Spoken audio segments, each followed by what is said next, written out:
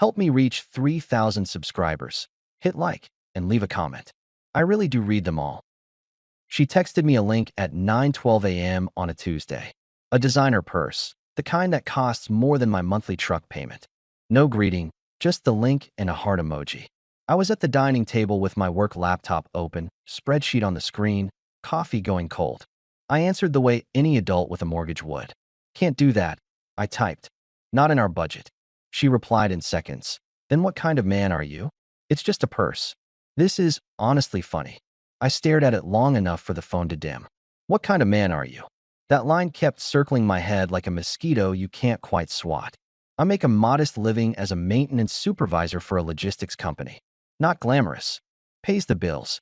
I'm steady. She knew that when she married me. If I'd known where this was headed, I'd have set the rules on day one instead of assuming we were on the same team.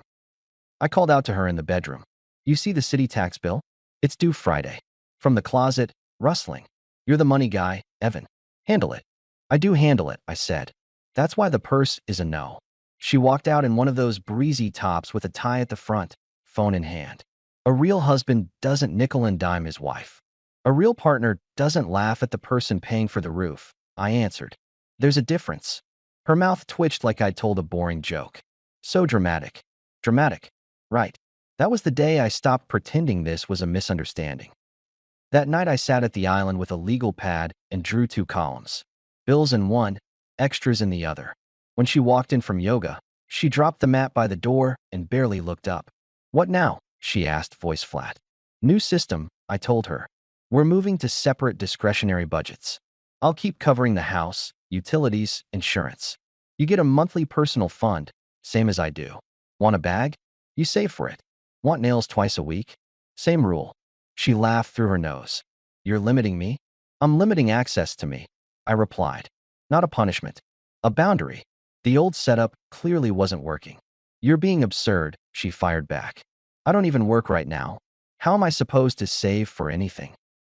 Start working, I said. Or scale wants to match needs. I'm done feeling like an ATM with shoes. Her eyes flashed, but she went for ridicule instead of anger. Your little salary, and you talk like a CEO. Adorable. I slid the legal pad to her. Numbers don't care how cute you think I am. She scanned it, then tossed it back. You're trying to control me. Wrong word, I said. I'm controlling my contribution. Big difference. She tapped the counter with acrylic nails. We promised a date night Friday. Don't think you get to cancel and act righteous. We'll do burgers at the place on Maple. Cheap, easy, I said. If that's beneath you, I'll go alone and bring you back fries. You're not serious. Dead serious. I stood and stacked the mail. Also, I'm cutting the auto refill for your boutique subscription. If you want packages, put them on your new card.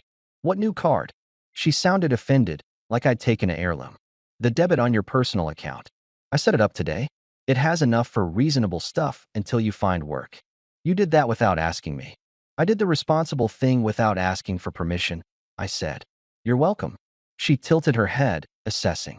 You're overreacting to one purse. Not one purse, I answered. To a pattern. Her mouth flattened. If you start acting cheap in front of my friends on Saturday, I swear. There's no Saturday brunch, I cut in. I canceled. Told them I'm working on the house. You canceled my plans? Our plans, I corrected, picking up my keys. But sure, take the day. Do something that doesn't cost money. Wow, she said, slow and cutting. Big man. I nodded. Big enough to cover a house. Not stupid enough to fund disrespect. The look she gave me said I'd just opened a door I wouldn't be able to close. Good. Some doors need closing. Saturday still happened, just not the way she wanted. We ended up at Gabe and Kara's backyard cookout. It was a neighborhood thing. Folding tables, coolers, kids tearing around with juice pouches. I was at the grill with Gabe, flipping burgers, trying to act like a normal husband on a normal weekend. Marissa floated around like a campaign staffer, loud laughs, big gestures, making sure everyone knew she was the star of whatever this was. Kara sidled up to her near the patio. He didn't get you the bag? She asked in a low voice that carried anyway. Marissa didn't lower hers. He can't afford it, his words. I guess I should be grateful for lawn chairs. Gabe gave me a side eye. That about you? Apparently, I said, flipping a burger I'd already flipped. Kara called over. Evan, If you need recommendations for side gigs, Brent's always hiring drivers. Marissa snickered. Careful, he might take it. He loves being busy earning, whatever that is. I set the spatula down. Nope. I walked to the patio, wiped my hands on a towel, and addressed the group like a foreman shutting down a job site. New house rule. My income and her wish list are not entertainment topics. You want to talk money? We do it privately. Right now, I'm going to finish the food, eat, and head out. Kara blinked. We were just kidding.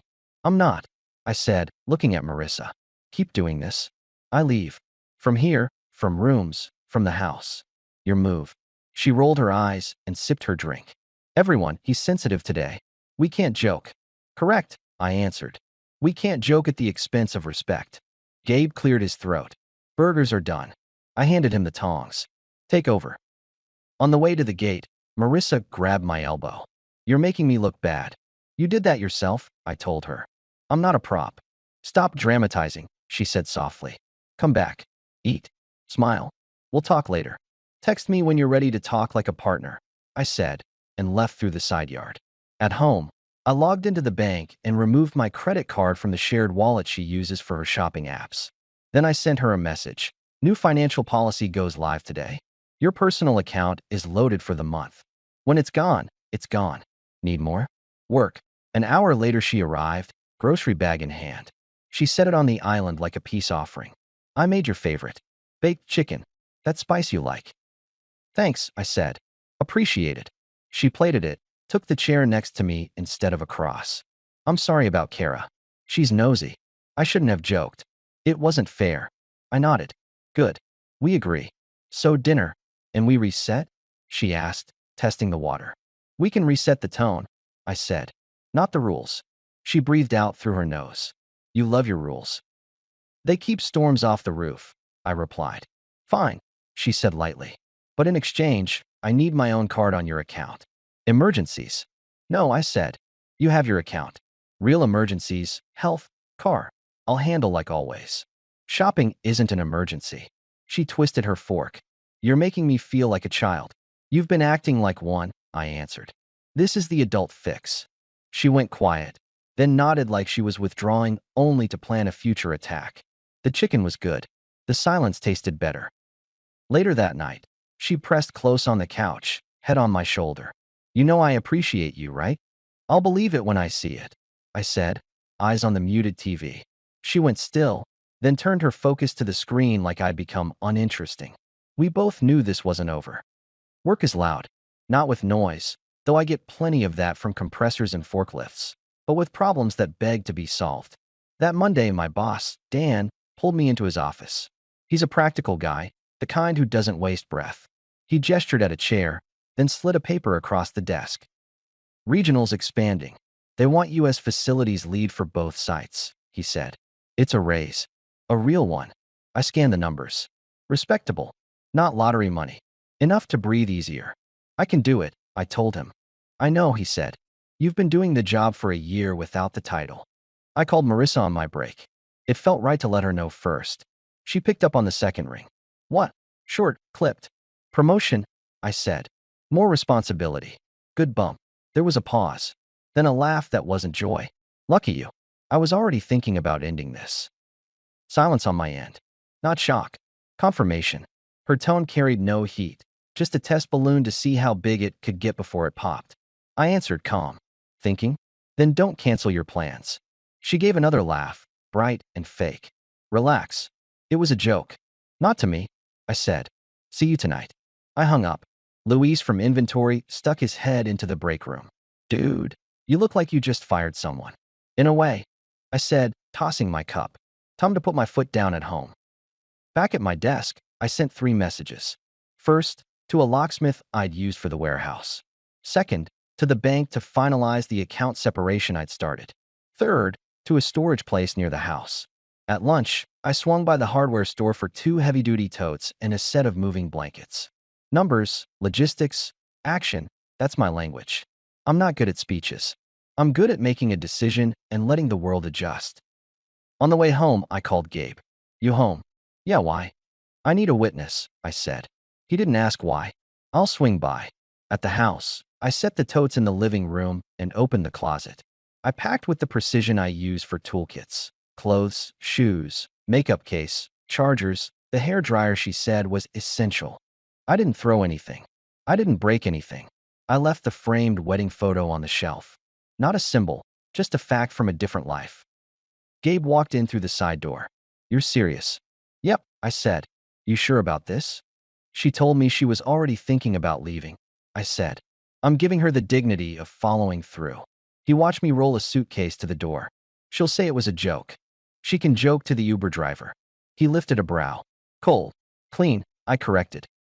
We stacked the suitcases by the front door. I put her day bag on top, the one she likes for brunches. The locksmith texted he was 10 minutes out. I texted Marissa, "Your things are ready by the door. We'll talk when you arrive." No emojis. No exclamation points. Gabe stood with his hands in his pockets. "You want me here?" "I want someone who heard the line," I said. "So I won't question my memory later." The locksmith arrived, quick and professional. He changed the top lock, left the bottom untouched so she could enter tonight and see her bags. Tomorrow the bottom would go too. Marissa showed up at 7. She saw the luggage before she saw us.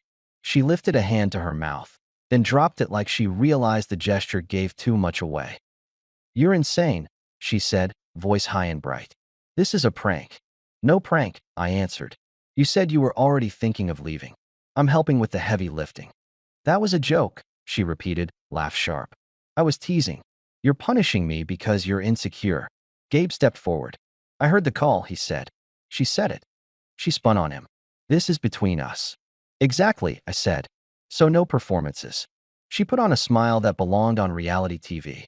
"Babe, I'm sorry. I took it too far. Congratulations on the promotion. Let's start over. I'll make tacos. We'll pour a little wine. Celebrate." "Not tonight," I said. "Tonight we're honest." She dropped the smile. "You're humiliating me. Over nothing. It's not nothing to disrespect your husband for years and then joke about dumping him the morning he gets a win," I replied. "You've made your standards clear. Money first. The rest, optional." She stepped closer, eyes big. I was frustrated. "You never buy me anything nice." I wanted to feel spoiled. "I pay for everything you use every day," I said. "That's spoiling. You just don't count it because you think it's my job." She reached for my arm. "Don't do this. I'll get a job. I swear. I'll fix it." "That would have meant something a year ago," I said. "Now it's a tactic, not a change." Her face sharpened. "You're the worst husband I've ever heard of. You barely make anything. And the second you finally catch a break, you throw me out." "Who does that?" I kept my tone even. "Someone who sees the truth. You needed money in this marriage, not a man. I already carried the house, the car, the bills. It was never enough. Tonight you showed me your real face." I finally believed myself. She stared at the bags. "Where am I supposed to go?" "Your sister has a couch." "Or a friend," I said. "I'll cover this month's rent wherever you land. After that, it's on you. Tomorrow morning I'm filing. I'm keeping the house. I bought it before we met. You keep the first car. Title's in the kitchen drawer. I signed it over." "You can't do this to me." "I already did," I said. "You're cruel," she whispered. "No," I said. "I'm done." She looked past me at Gabe. "You see how he treats me?" Gabe didn't flinch. "I see a man who got tired." She yanked a suitcase upright until the handle clicked. "Fine. I'm leaving. You'll regret it." "Doubt it," I said. When the door shut, the room didn't feel bigger. It felt accurate. The locksmith came back the next morning and finished the bottom lock.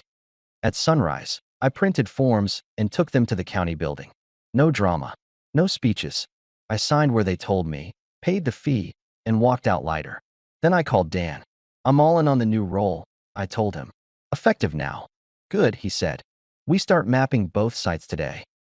I spent the morning at the East Warehouse, in a steel stairwell with a radio clipped to my belt, pointing at a mess of conduit and loose cable. I assigned tasks and didn't think about purses, brunches, or who might text me next. Marissa did, of course. 3 messages by noon. "Can we talk?" "I'm sorry.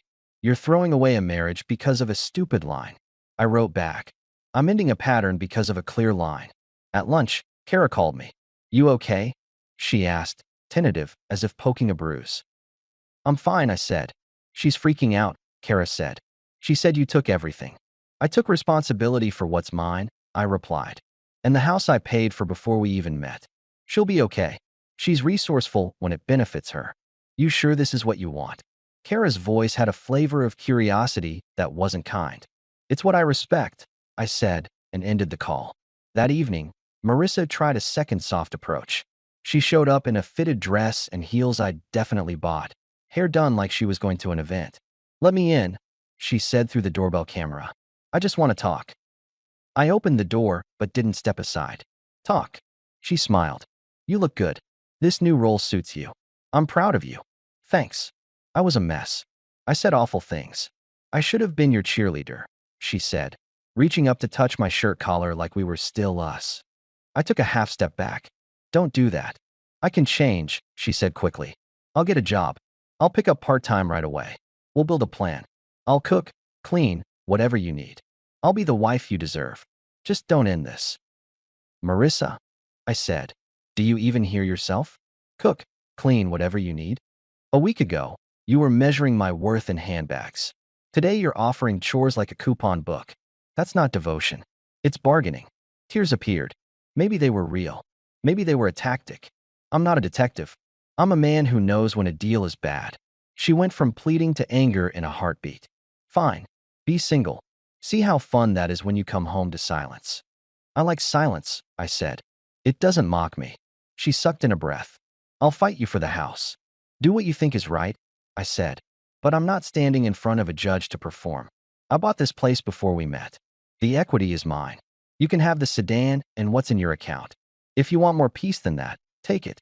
I'm not chasing you. You're heartless." "I'm consistent," I said. "It just looks like heartlessness when you're used to me swallowing things." She searched my face for a crack and found none. "I hope she's worth it," she shot back.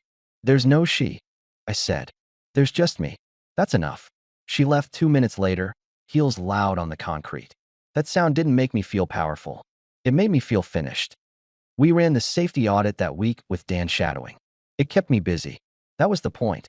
In the middle of checking emergency lights, my phone buzzed with a text from Marissa, a photo of the purse she'd wanted, this time with a caption. "You could afford it now." I answered, "I can afford peace. I choose that." The following Saturday, I took a box of her remaining stuff to her sister's place. Her brother-in-law, Trent, opened the door. He's a solid guy, the kind who measures his words. "She's inside," he said. "You want to come in?" "No," I said. "Just dropping this." He looked at the box. "She said you were cruel." "That's one version. She also said she told you she was thinking of leaving the day you got your promotion," he added carefully. "That true?" "It is." He nodded. "Then you're not cruel." Marissa appeared behind him, dressed down for once, hoodie and leggings. "You're really sticking with this?" "Yes." "You won't even try counseling?" "I did counseling for 2 years without a therapist," I said. "It's called listening and adjusting." "You called it boring." She crossed her arms. "You could have just bought the purse." I set the box on the step. "It wasn't about the purse, Marissa. It was about the price of my respect." She blew air out of her cheeks. "So this is it? This is it? Then give me time to move my name off everything. Don't change passwords on me like I'm a thief." "Already did the accounts. You have your own now. Utilities are mine. You're not on them," I replied. "The sedan title is under your name alone. Insurance transferred." I kept it clean. She blinked. "You planned everything." "No," I said. "I planned for myself. You were included when you wanted to be." I left her there on the porch with Trent standing between us like a referee who'd shown both players the exit. Back home, I pulled the wedding photo from the shelf and set it in a drawer. Not rage. Organization. I took the spare keys she used to keep in a ceramic bowl and moved the bowl to the garage. I took down a framed print she liked, a saying about manifesting abundance, and replaced it with a simple sketch of a mountain. Not a metaphor. I just liked it more. On Monday, HR sent my new badge. Dan clapped my shoulder. "You good?" he asked. "Better than good," I said. "Straight." He nodded. "That's the word." A few days later, Kara saw me at the grocery store. She hovered near the end of the aisle, pretending to compare pasta. "You look different," she said. "Calmer." "I am." "She's been rough," Kara admitted. "Saying things. You know how she gets." "I do," I said. "People usually are loudest when they lose power." "You're not even angry." "I was," I said. "Now I'm done." Kara fiddled with her card handle. "I'm sorry for my part." You were a mirror, I answered. You helped me see it out loud. Thanks. She blinked, surprised I wasn't throwing blame, and drifted away. That was the last time we spoke more than 2 words. The last scene in this story is simple. No shouting, no big speeches, no slammed doors. It's a Thursday night, 2 weeks after the bags by the door. I'm at my kitchen table, my table now without footnotes, reviewing a project plan. My phone vibrates with one more message from Marissa. I miss our mornings. Sorry about everything. If you ever change your mind. I typed, erased, typed again, then settled on a single line. I won't. I turned the phone face down and went back to work. The world didn't end. Nothing dramatic happened. I poured a glass of water, checked the locks, and slept in my own bed without anyone measuring me against a shopping cart. In the morning, I went to the east side early and walked the lines before anyone else arrived. The lights came on as they should. The alarms tested clean. Systems held. That's all I ever wanted, systems that hold. A year later, I'm different in ways that don't need much explaining. The promotion turned permanent, then got bigger. I moved debt-free into a small craftsman just outside town with a yard and a detached garage I turned into a workshop. On Saturdays, I restore old tools and drink coffee that actually gets finished hot. My truck's old but paid off, and that's a number that never laughs at me. I see my friends more. Real friends. Gabe comes by with his kids, and we set up a folding table in the driveway and build little birdhouses. I have a woman in my life now, June. She's a nurse. She asks how my day went and listens to the answer. She buys her own shoes, and I don't keep score because there's nothing to track when both people spend wisely on the one thing that matters. Marissa? I hear she moved into an apartment near her sister and picked up work at a salon. She texted twice about cookware she forgot, then stopped when I didn't engage. I don't wish her badly. I just don't wish for us. She built a system where my value had a price tag. I walked out and took my price tag with me. People think leaving has to be spectacular.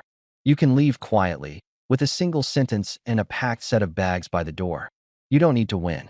You just need to stop losing. That night, she looked at the luggage and laughed like I was joking. I wasn't. I don't joke about respect.